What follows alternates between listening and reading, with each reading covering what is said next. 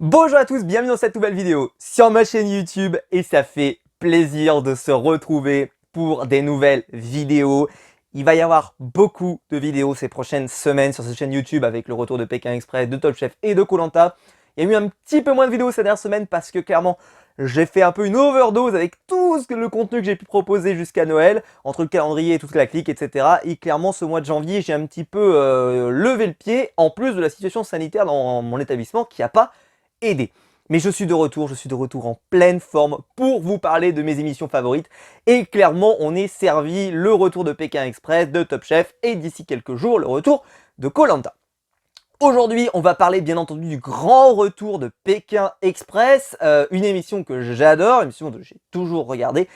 Et cette saison, sous le signe de l'Aigle Royal, sera une saison, en tout cas, je ne savais pas si elle serait bien ou pas, mais en tout cas on se rend compte que Pékin Express a trouvé ce qu'on appelle la formule. C'est-à-dire que depuis quelques années, effectivement, alors ça peut avoir un côté un peu lassant parce que les profils sont assez similaires sur toutes les saisons que j'ai pu regarder, en tout cas depuis quelques années, mais en gros, je vais vous faire le checking des équipes et vous allez vous rendre compte qu'un petit peu, il y a une sorte de moule et de logique interne à ce jeu quand ils font le casting.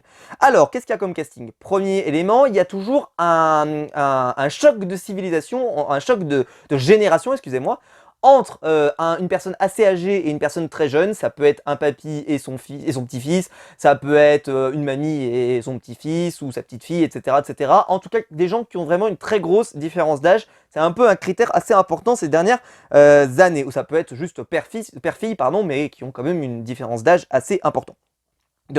Vous avez souvent un ou deux binômes qui ont des relations de famille, donc ça peut être deux sœurs, de cousins, de frères, de tout ce que tu veux. Ensuite, vous avez le binôme d'inconnus, toujours. Ensuite, vous avez souvent ce qu'on pourrait appeler un peu des meilleurs copains, des meilleures copines, etc., etc. Ensuite, vous avez aussi un couple. Alors un couple que tout oppose, ou alors ça peut être un couple, justement le couple fusionnel, etc., etc. Et avec ça, normalement, ils remplissent à peu près tous les critères pour avoir un casting de Pékin Express complet. Et bah c'est ce qu'on va retrouver ici avec Tariq et Ahmed qui seront les cousins et qui franchement m'ont fait une superbe impression, j'ai absolument adoré. Mais ils ressemblent beaucoup, on va dire, à un profil, c'est-à-dire les profils qui sont hyper sympas à regarder à l'écran, qui sont fun, qui sont sympas, mais il va falloir qu'ils progressent un petit peu sur le stop, mais bon, on verra, c'est un peu tôt pour les juger. Lucas et Nicolas qui sont les Belges. Alors j'ai trouvé ça un peu dommage qu'ils leur donnent le surnom de les Belges. Pourquoi? Parce que c'était les frères belges. Il y avait déjà eu voilà, un duo de Belges. Donc je pense qu'ils auraient peut-être dû leur trouver un surnom un peu plus sympa. Parce que là c'était les frères belges quoi. Donc il y avait un côté un peu redite. Je trouve qu'ils n'ont pas été hyper imaginatifs sur leur surnom. Jean-Claude et Axel, c'est le papy et son petit-fils. Arlette et Caroline, le duo mère-fille, comme je vous expliquais, hein, il y a toujours soit un père-fils, père-fille, etc., etc., ou mère-fille, et dans ce cas précis. Charlotte et Sarah qui sont les sœurs monégasques, et enfin Jérémy et Fanny qui sont le couple lyonnais, voilà. Écoutez, un casting qui en tout cas était plutôt intéressant, et bien sûr le seul binôme que je n'ai pas encore cité, le binôme d'inconnus, qui après l'échec du binôme précédent de la saison dernière, cette fois-ci, on n'était pas non plus sur une grande réussite, parce qu'à force de vouloir prendre des caractères qui s'opposent énormément, on se retrouve avec des binômes qui des fois marchent pas super bien. Je dis pas qu'il faut prendre les deux mêmes personnes, parce qu'effectivement ça serait un petit peu moins marrant, un peu moins drôle, mais par contre c'est vrai que des fois ils prennent des personnages tellement différents que c'est un peu compliqué quoi.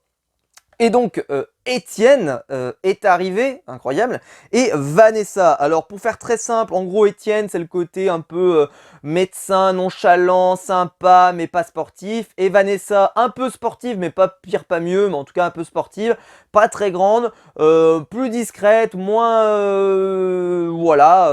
Et donc ils ont dû se dire que ça devait passer parce que ils ont l'air d'avoir des caractères plutôt bonnes pattes les deux, donc parce que moi personnellement je pense que Étienne je l'aurais noyé dans le sable ou dans le béton avant la fin de cet épisode. Parce qu'il a été littéralement insupportable, il faut le dire. Oh mon dieu, il méritait, oh putain qu'il méritait, c'était pas possible. Alors, déjà, on en parle, parce que pour ceux qui n'ont jamais vu Pékin Express, parce qu'hier je vous ai fait un live, vous étiez encore plus de 100 à regarder ce live et je vous en remercie, et on était beaucoup en train de se dire, ah ouais, peut-être que Il y en a qui, voilà, ça n'était pas au courant que Pékin Express avait redémarré, ou mieux, il y avait des gens qui me disaient je vais peut-être essayer, je vais voir ce que ça donne, etc. Et clairement, le premier plan de cet épisode, déjà, ça fait voyager, ça fait rêver. Ce plan sur les chevaux là, cette magnifique terre plate là comme ça qui allait, mais, enfin, ça a été à perte de vue, c'était littéralement sublime. Le lieu était incroyable, j'ai absolument adoré ce début, vraiment exceptionnel. Alors, ensuite, donc, tous les binômes vont se révéler, et donc il va y avoir un binôme qui va rester avec les yeux bandés, et l'autre va voir enlever son bandeau, et donc va devoir guider l'autre. Alors, il y a plusieurs façons, de toute façon, il y a plusieurs stratégies pour l'imaginer. C'est soit comme moi, par exemple, qui est plutôt une voix qui porte. Moi, personnellement, j'aurais enlevé mon bandeau parce que je pense que je suis plus à même de diriger quelqu'un. Cependant, ça aura des conséquences un peu malheureuses, c'est que si par contre tu as gardé la personne qui parle bien mais que l'autre, bah, ok, il parlait pas, il avait pas forcément la voix qui porte très bien, mais par contre s'il n'est pas fort physiquement, ça va poser problème, puisque la première étape va être de monter dans un bateau, et bah forcément, le mec, enfin, ou la fille d'ailleurs, il y a une seule personne des deux qui pagaille. L'autre, il est là, il se cale les roubignoles derrière, il fait que dalle. Quand vous regardez, il fait vraiment rien. Il n'y en a qu'un seul qui pagaille. Et ce qui fait donc que ça donne un peu une impression que voilà, ils auraient dû choisir. Et je pense que ça partit d'une bonne intention pour le duo Jean-Claude et Axel. Parce qu'Axel, il s'est dit, bah voilà, c'est moi qui vais l'enlever. Parce que voilà, comme ça, je vais pouvoir mener, je vais pouvoir donner de l'énergie et impulser. Et au final, ça s'est retourné un peu contre eux. Parce que Jean-Claude, bah voilà, il avait quand même un certain âge. Je crois qu'il a plus de 70 ans, je crois. Et donc il a dû faire littéralement tout le passage en bateau, ce qui n'était pas au final un bon choix. Mais je peux pas leur en vouloir parce que clairement, je pense que ça partait d'une bonne intention. Et donc ils ont introduit donc une nouvelle règle. Donc bon, franchement sur le passage en bateau, j'ai pas énormément de choses à dire parce que cette année ils nous ont épargné les deux personnes. Alors je vais être méchant avec personne, mais tu vois, un petit peu forte de poids, voilà, on va rester sympathique, et qui font donc chavirer le bateau dans tous les sens. Ils nous l'ont épargné. Miracle, parce que tous les ans, je trouve que honnêtement, moi, ça me faisait pas ultra rire. C'était pas l'énorme gaudriole, parce qu'en fait, en vrai, ils arrivent devant le truc, tu sais ce qui va se produire, et c'est un peu moins fun en fait. T'arrives, tu dis, mais tu vois bien que ce truc-là, il est fait exprès pour que ça marche pas, quoi. Là, ça n'a pas été le cas. Il n'y a pas des mecs qui se sont retournés, machin. Après, il y en a qui avançaient plus vite que d'autres. Il y en avait qui avaient un petit peu de mal à se diriger, etc. Mais ça, c'est un peu plus ordinaire. Mais c'est vrai que ces derniers temps, tu avais souvent voilà, l'embarcation et le mec, ils sont tellement lourds qui font tomber la barque, ou filles d'ailleurs, parce que ça peut être pas que des hommes. C'est un peu dommage. Et donc, nouvelle règle, donc c'est les Belges qui vont dominer, ils vont partir très très vite, ils vont vite se lancer. Et bon, deux garçons, ils sont assez jeunes, etc. Donc clairement, ils avaient le profil pour aller loin rapidement.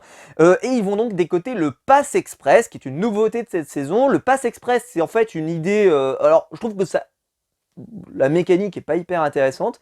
Mais en fait, ils ont voulu récupérer un truc, comme un peu le collier d'immunité de nos amis de koh, où à la fin de l'épisode, Stéphane pose la question pour savoir qui a le Pass Express, enfin ils ne sont pas répondre, hein, mais que si la personne a le Pass Express, est-ce qu'elle veut le jouer? Donc ça fait un côté un peu totem d'immunité, un petit peu sur le papier, enfin collier d'immunité, excusez-moi, où tu dois le révéler ou pas, c'est un peu secret, c'est un peu caché. Bon, je sais pas si honnêtement c'est hyper intéressant, on verra sur la durée. Écoutez, je trouve que c'est pas une nouveauté qui dénature le jeu. Ils ont pourquoi peut-être raison. Effectivement, c'est vrai que les duels, on avait un petit peu fait le tour. C'est bien d'avoir un petit peu cette question suspense, parce que souvent c'était pas hyper intéressant cette partie-là où ils choisissent machin et tout. Là, ça rajoute un petit peu de suspense, parce que tu peux te dire que ah peut-être qu'ils ont envie de choisir celui-là, bah peut-être que au final celui-là va sortir enfin, pas son collier, mais le pass, et ça va leur permettre d'échapper à leur sort.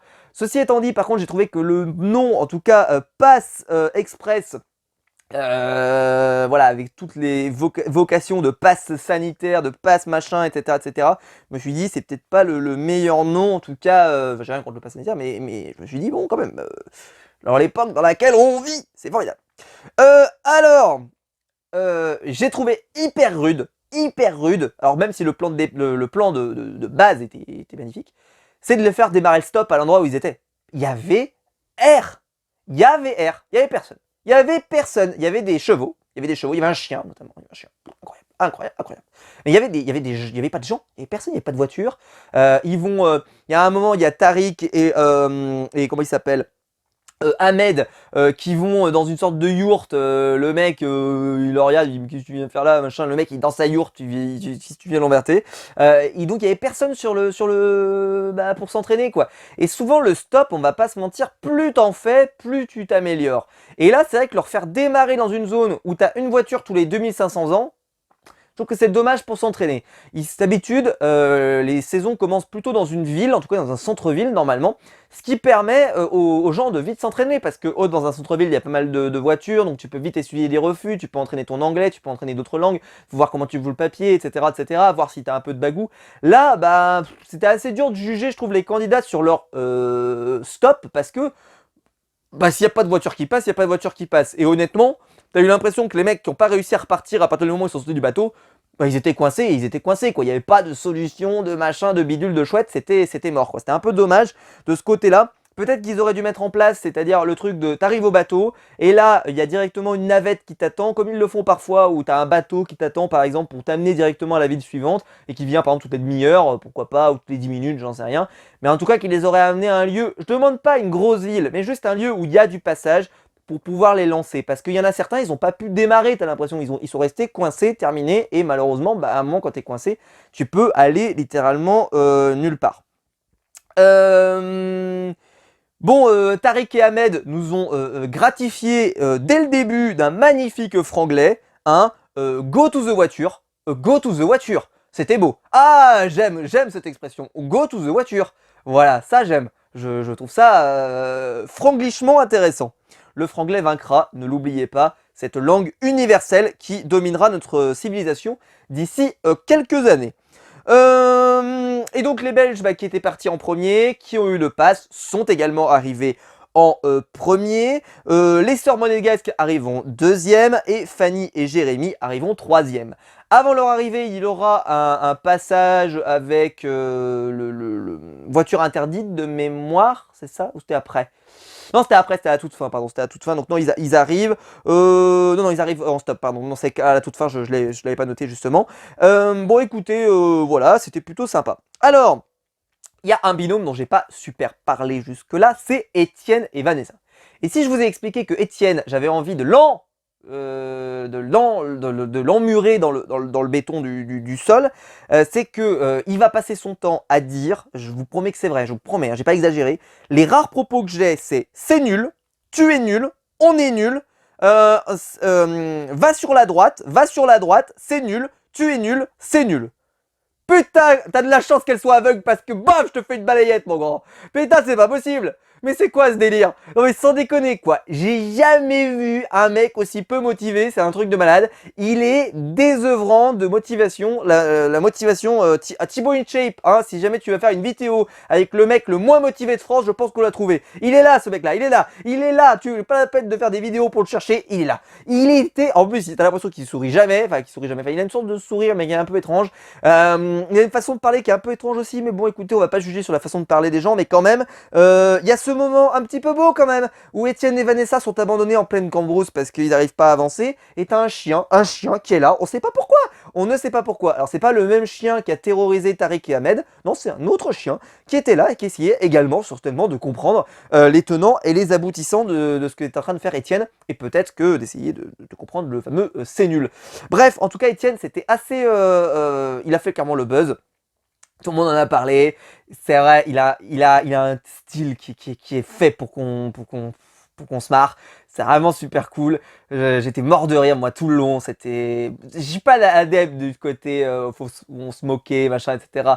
Mais c'est juste que là, il avait un profil. Oh, il a un profil à pas être le candidat de Pékin Express. Tu vois, d'habitude, les candidats de Pékin Express, ils sont archi motivés. Même si t'es un peu lanlo, que t'es un peu machin, que t'es un peu nul. Mais ils sont toujours motivés, les gens, parce qu'ils ont fait des castings, parce qu'il y a beaucoup de trucs et tout. Donc ils prennent des gens qui sont plutôt des morts de faim, quoi. Et là, lui, je sais pas, toujours c'est nul, c'est de la merde, on est pas bon, etc. Enfin, il dit pas c'est de la merde, mais tu vois, c'était un peu moyen. Mais bon, écoutez, c'était assez cool. Et donc là, bon bah, à partir du moment où les gens sont arrivés pour l'épreuve, enfin pour, on sait qui est qualifié, donc les trois binômes. Et là, on voit donc Sylvie et Alex, qu'on n'avait pas vu depuis le début, voilà, un couple, qui apparaissent par surprise. On les avait pas vus littéralement depuis le début quasiment. Donc ils avaient dû avoir 30 secondes et je me suis dit ça sent pas bon, je pense que c'est eux qui partent à la fin de l'épisode. Ça s'est révélé vrai. Donc après bon, ils vont rapatrier. Alors j'ai trouvé que M6 avait beaucoup insisté dessus. Alors je sais pas si c'est parce que avec les magouilles qu'il y a eu sur koh et tout, est-ce qu'ils ont dit ils veulent vraiment la faire clean, net, précis et tout. Et donc ils ont bien insisté, tu vois, vraiment, ils ont choisi leurs mots, ils ont dit les gens, on peut pas les faire dormir dehors parce qu'ils vont crever de froid, donc on les ramène en voiture sur le lieu d'une ville pour qu'ils puissent trouver un logement. Ça pourrait être dangereux, donc il faut absolument qu'on le fasse. Et t'as vraiment le sentiment qu'il te disait, avec la carte, tu vois, qui te montre le truc, il voulait vraiment qu'on te précise bien et qu'on te dise, ok, on est sûr de nous, on t'emmène bien jusqu'au bout, on t'emmène bien jusqu'à la ligne d'arrivée. Enfin, il n'y a pas eu de triche, quoi, c'est-à-dire que les mecs ne se sont pas téléportés dans l'endroit où ils étaient pour arriver là, non, on les a bien, on a eu une voiture qui est venue les chercher, etc., etc. Voilà, assez important quand même de le préciser, je pense que c'était pas anodin. Donc ils vont aller chez les locaux. Sur cette première nuit chez les locaux, j'ai été assez déçu, je vais vous le dire, parce que j'ai strictement rien noté. J'ai rien noté, il y a quelques petits trucs un peu sympatoches, mais rien. La seule chose que j'ai notée, et je pense comme tout le monde, c'est Étienne qui a amené son stéthoscope pour soigner une locale là, qui était là, qui se plaignait de quelques petits soucis de santé. Et c'est vrai que là aussi, pareil, le moment est tellement surréaliste. Moi, je me suis commencé à me marrer. T'aurais pas ta carte vitale. Est-ce que vous avez votre mutuelle, madame etc., etc. Mais c'était assez marrant. Voilà, c'était sympa.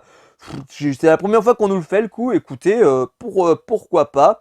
Mais en tout cas, on avait eu une année où il y avait quelqu'un qui était coiffeur de mémoire et qui était venu avec ses ustensiles de coiffure pour justement un peu rentabiliser. C'est-à-dire quand il venait chez les gens, eh ben, il leur faisait une coupe ou il leur faisait un machin et tout. Voilà, c'était assez sympa de ce côté-là.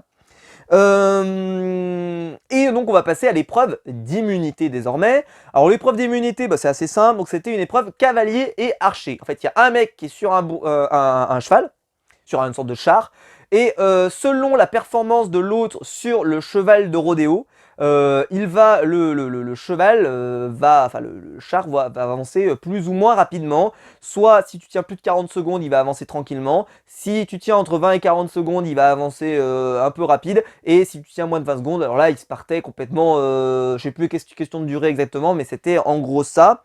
L'épreuve était pas mal. Alors Charlotte et Sarah nous précisent au début qu'elles sont cavalières, donc elles ont un avantage.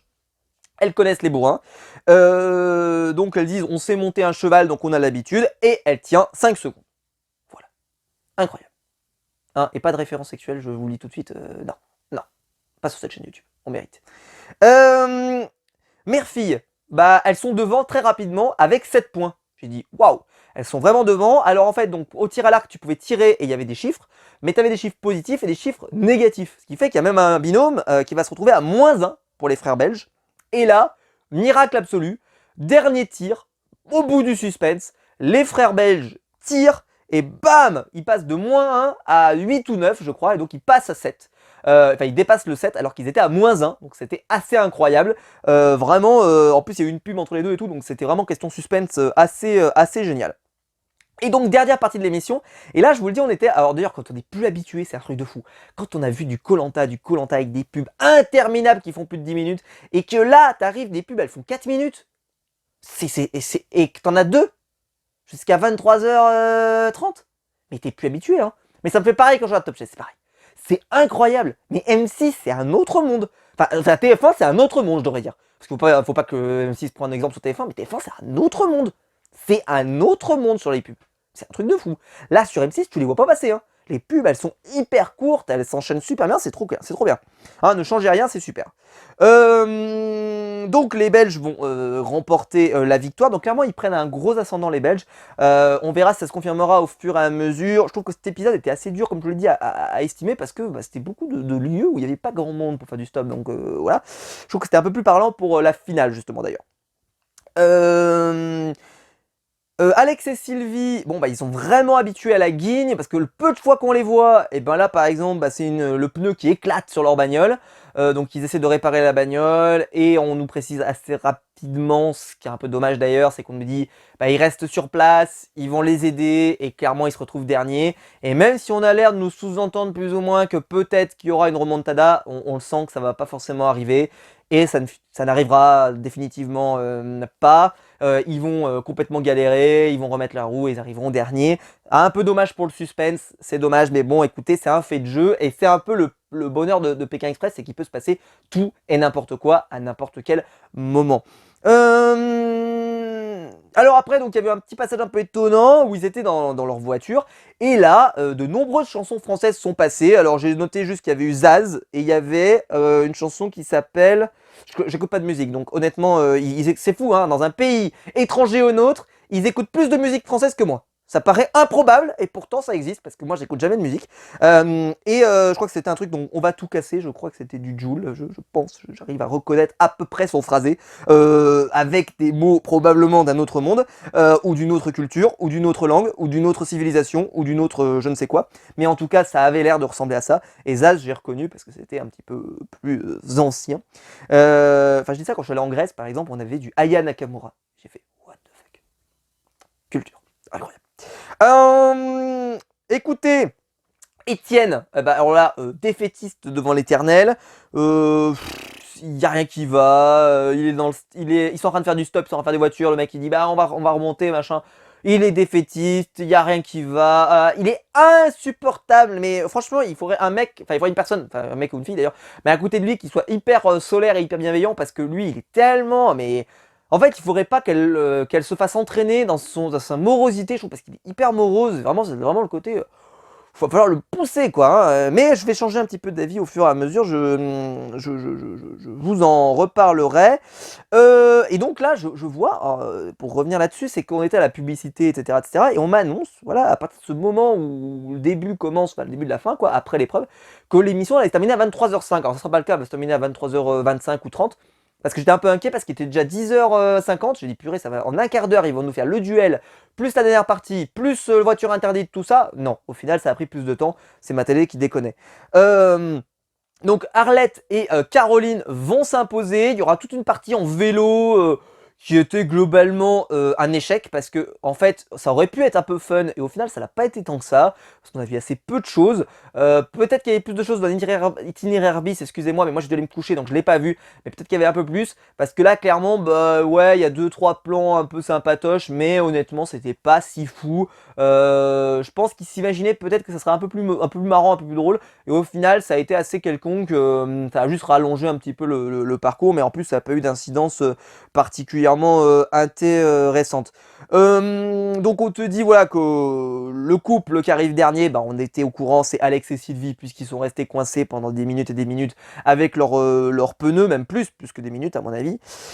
Et donc bah voilà, on précise pour le pass secret et je vous le dis, c'est vraiment ça, la question comment on la pose, la mise en scène, le suspense, machin, c'est vraiment les collines immunités de Koh-Lanta, c'est-à-dire est-ce que quelqu'un a un pass express et souhaite le jouer ce soir. À la limite, on pourrait faire la phrase de Denis tellement c'était bien fait, même si Stéphane le présente excellemment bien. Je l'ai déjà dit, je pense, sur cette chaîne YouTube, mais je le répète, Stéphane Rothenberg est le meilleur animateur de France. Ça fait longtemps que c'est le cas, mais il n'y a pas de débat pour moi, il est incroyable, il peut tout présenter, il est bon partout, il est génial, toujours juste, toujours les propos justes, toujours la bonne position, le bon propos, il apporte une vraie plus-value et en même temps il arrive à être derrière ses marques mais il laisse la marque vivre. Il est incroyable, pour moi c'est un des meilleurs animateurs qu'on a, si ce n'est le meilleur selon moi.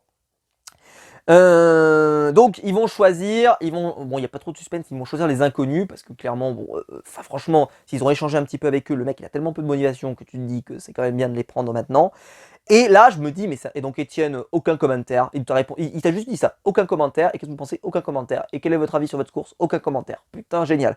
Waouh, putain, ça vaut le coup. Ça valait le coup de lui faire une interview à celui-là. Waouh, purée, vivement qu'il aille faire une interview, ça va être dingue. Et donc, on te dit, et là, je me dis, mais c'est pas possible. Vu la motivation d'Étienne, bon, bah, ça va être sa collègue qui va se lancer. Pas du tout, c'est Étienne qui va faire le duel final. Mais j'ai dit, mais c'est pas possible. C'est pas possible d'entendre ça. Mais d'où? Mais moi, jamais, avec le niveau de motivation qu'il avait, mais jamais, je m'imaginais que ça allait être lui qui allait se lancer. Hein. Impossible pour moi. Et pourtant, Étienne se porte volontaire, il dit, allez, j'y go.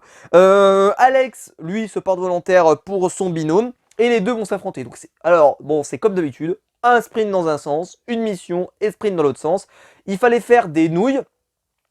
Intéressant de savoir que Alex, d'après ce que j'ai compris, je crois, est très est très intéressé par la cuisine. Je crois qu'il est cuisinier, d'après ce que j'ai compris. C'était pas précisé, je crois, dans le portrait, mais en tout cas, il aime la cuisine, donc il est probablement cuisinier, j'en sais rien. Il fallait constituer des nouilles. Le mec, il arrive, il fait oh, moi je vais jamais y arriver, j'y arrive pas. Oh, mais je sais pas faire les nouilles, et puis la pâte, ça va pas. Oh là, quel enfer, mon Dieu Seigneur! Mais je plains les caméramans qu'ils ont à suivre ces gens, mais c'est insupportable. Donc Étienne arrive. Au final, on sait pas trop comment, mais il arrive à les faire, ces nouilles. Voilà, j'ai un moment, j'ai envie de dire, ça dépasse l'entendement, mais il y arrive. Et puis Étienne, donc là, bah il y a une sorte de remontada parce que l'autre se paume un peu, parce que l'autre il sait pas vraiment où on va, donc il finit par se paumer alors que l'autre était parti en avance. Enfin, Alex était parti en avance. Et là, Étienne arrive et quelques secondes après, Alex arrive et ne voit pas Étienne en fait. Ce qui fait qu'il pense avoir gagné et il se retourne et en fait c'était énorme parce qu'il y a eu ce moment de joie de oh putain j'ai gagné, oh chérie je t'embrasse, viens dans mes bras, et là sa chérie n'ose pas lui dire parce que je pense qu'elle comprend pas pourquoi il a l'air aussi heureux entre guillemets, à part de la revoir, mais il est pas aussi heureux de revoir sa femme, faut pas déconner. et elle dit mais non mais on a perdu en fait, oh putain. C'est vraiment le côté l'ascenseur émotif quoi. Oh d'un coup, oh purée, oh là ma chérie je suis trop content de te voir, en plus j'ai gagné et tout, putain t'as perdu, oh putain mais il y a Étienne bordel. Et puis voilà, et donc tirage pour bien sûr l'enveloppe noire. L'épreuve est éliminatoire, mais il y a l'équipe cachée. Et donc ils seront équipe cachée la semaine prochaine. Voilà, j'étais assez content d'ailleurs pour eux parce que vraiment c'était un épisode hyper dur pour juger les binômes. Il y avait tellement peu de stops, tellement peu, il y avait tellement rien de rien. Je ne sais pas si ça va être le cas pour toute la course, en tout cas dans ce pays, parce qu'il y a tellement rien. Il y a des lieux, en fait, tu as l'impression qu'il y a des grandes terres, des grands espaces vides en fait, où il n'y a pas grand chose. Donc ce qui fait que si tu restes coincé à un endroit, tu peux rester coincé. Je pense que le bon plan quand même c'est de rester, tu vois, limite si tu fais des sauts de puce de ville en ville, pourquoi pas, mais au moins toujours se faire arrêter dans une ville, quoi. Jamais se faire arrêter en pleine cambrousse parce qu'à mon avis, mais c'est la mort pour repartir, quoi. Tu peux perdre peut-être 1, 2, 3 heures, ça peut être terrible. Voilà, en tout cas, bilan de cet épisode. Bah, Étienne, bon, il a fait le buzz, forcément, etc. J'ai trouvé que c'était un très bon épisode de Pékin Express si on aime. C'était classique, mais tout ce qu'on aime, tout ce qu'on veut voir. Voilà, des bons candidats, un bon concept, des bons éléments. Un Étienne plutôt sympa, même si moi personnellement j'ai beaucoup aimé, hein, je me suis marré avec lui, etc. Mais je pense que sur la durée, son manque de motivation, etc., ça peut devenir pas drôle. Il faut qu'on avoir, c'est-à-dire que je me méfie grave de ce genre de personnages qui ont l'air hyper marrants. Et puis après, en gros, on trouve un peu relou sur la durée, tu vois. Donc à vérifier. Tariq et Ahmed, bon bah moi j'étais plus ou moins convaincu que ça serait mon binôme que j'aimerais bien, bah ils m'ont pas déçu, donc j'étais content. Les Belges, je pense que ça va être un binôme qui va marcher un peu sur la compète, donc on verra bien ce que ça va donner, mais ça peut être intéressant. J'ai eu une petite tendresse en tout cas pour le Jean-Claude et Axel, le grand-père et le fils, le petit-fils. Je les ai trouvés plutôt sympas, on les a peu vus, mais les peu qu'on a vus, je les ai trouvés intéressants. Bon, les sœurs monégasques, pour l'instant, j'ai pas trop d'avis. Jérémy et Fanny, pas trop d'avis. Mais bon, il reste du temps, donc on s'en fera un avis au fur et à mesure de l'avancée des épisodes. Voilà, écoutez, j'espère que la vidéo vous aura plu, j'espère que vous aurez passé un bon moment en ma compagnie. Dites-moi dans les commentaires ce que vous avez pensé de cet épisode, si c'était la première fois que vous regardez Pékin Express, qu'est-ce que vous avez pensé du concept, est-ce que ça vous avez plu, pas plu, etc. En sachant que on a su, parce que je l'ai vu dans la bande-annonce, qu'il y aura un trek qui va arriver, donc le retour des treks pour ceux qui aimaient les treks comme moi, on a hâte. Surtout qu'on a des paysages qui s'y prêtent, quoi. Vraiment, on peut avoir des zones immenses où ils peuvent faire des immenses treks, donc j'espère que je ne serai pas déçu de ce côté-là. N'hésitez pas à liker la vidéo, à vous abonner, à la partager. Dans l'espace commentaire, je vous attends pour réagir sur cette vidéo et sur l'émission, bien entendu. On se retrouve très vite pour des nouvelles vidéos sur ma chaîne YouTube avec plein de nouvelles vidéos. Je suis ultra motivé et j'ai qu'une seule hâte, c'est de vous faire partager ma passion comme d'habitude. Donc on se retrouve très vite pour des nouvelles vidéos. Ciao!